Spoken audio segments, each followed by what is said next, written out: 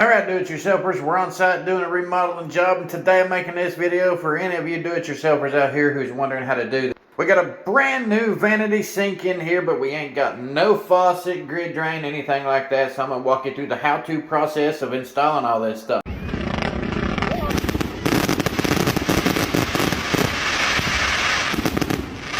Now, of course, you go down to your local Lowe's, something like that, your hardware store, they're going to sell you something different than you might have here today, but everything should have some type of similar setup. Things that I'm using, I can buy in bulk, have shipped to me, and I install it in all these properties that I work on. That's what we're going to look at. Installing a basic grid drain. This is by Stephans, really great company, D70100 Commercial Laboratory Drain. These things are very durable and really easy to install. 2 supply lines you can pick up anywhere. 1.5 inch P-tray. And we're going with a Delta faucet because these things are really easy to come in and rebuild. Here's the model numbers in case you're interested working on the exact same faucet. The easiest way to repair one of these or install one of these sinks is whenever you're putting in a brand new vanity sink itself. You can check out that video right there for that. In this situation, we're doing it with everything mounted down and you're coming in to install everything from this point. The hardest part about this is going to be mounting this thing up from underneath. Simply because it's a really tight confined space to get to. Take your gasket here, it will say front right there. Lay it over these where it goes. Get some plumber's tape, leak lock, wrap it around these threads. Now with your leak lock or plumber's tape on there, you grab your supply line.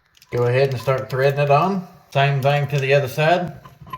Once you got them both on there hand tight, you don't want to over torque anything. You definitely want to grab yourself a pair of pliers, adjustable wrench, something like that. Hold on to the back and then tighten down your nut on the supply line. Make sure they're good and tight. Do the same thing to both sides. You see, if you ever have to take these faucets apart, it's always best to go ahead and pull the entire faucet out. That way you ain't got to break your copper line. Once you get to this point, what you want to do is fish it through them holes back there, through the gasket.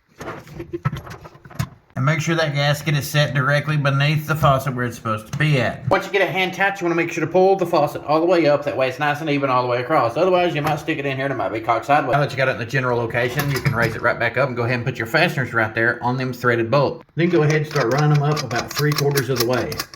Drop it right back down in here. Have your washers get underneath the sink. The nuts are really close to the bottom of the porcelain right there, so all you got to do is adjust them down or up, depending on how far you got them run up in there. Slide the washers overhead, and then lock them down. Should look something like this. Now afterwards, you make sure everything's nice and lined up on top. Everything's good and even. Some sort of flex head ratchet with a 7/16 deep well socket on here is perfect for this sort of job.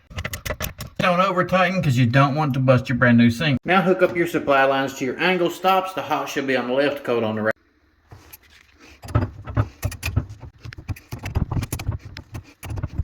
Now go ahead and pull out your grid drain. Start unscrewing everything on it.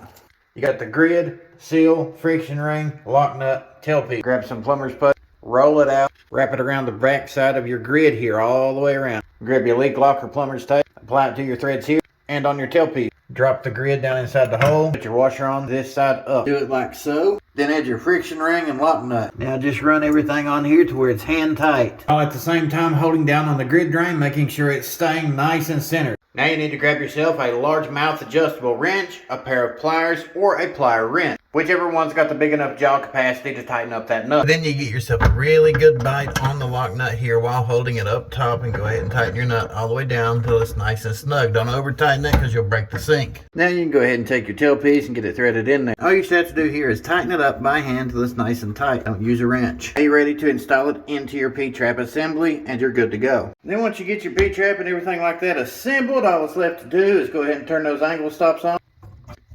Make sure your water's turned on, then test for leaks. Address the situation if there's leaks, and you're good to go. If this video helped you out, let us know. Comment down below. If you want to see more content like this, go ahead and pop the clutch on that subscribe button.